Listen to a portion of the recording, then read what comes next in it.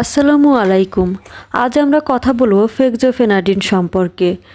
প্রথমেই আমরা জানব ফেক্সোফেনাডিন কিসের জন্য ব্যবহার করা হয়।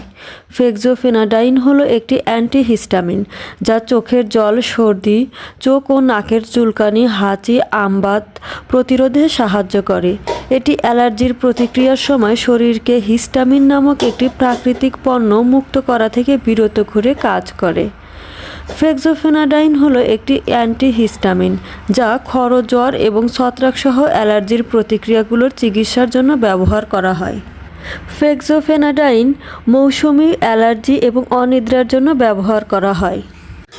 অন্য যে কোনো ওষুধের মতো ফেক্সোফেনাডাইন কিছু লোকের মধ্যে পার্শ্ব প্রতিক্রিয়া সৃষ্টি করতে পারে। ফেক্সোফেনাডাইন একটি অ্যান্টিবায়োটিক নয়।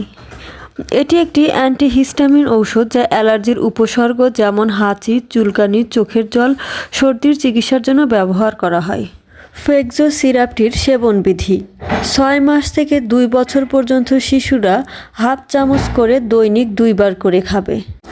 2 থেকে 5 বছর বয়সী শিশুরা 1 চামচ করে দিনে 2 বার খাবে। দৈনিক 2 বার খাবে। যে কোনো ঔষধ সেবনের পূর্বে অবশ্যই ডাক্তারের পরামর্শ নেওয়া অত্যন্ত জরুরি, কারণ আমরা শুধুমাত্র একটি ওষুধ সম্পর্কে ধারণা দিতে পারি। একজন ডাক্তারই পারেন একজন রোগীর জন্য সঠিক ঔষধ এবং তার পরিমাণ নির্ধারণ করতে। সবাই ভালো থাকবেন, সুস্থ থাকবেন। আল্লাহ হাফেজ।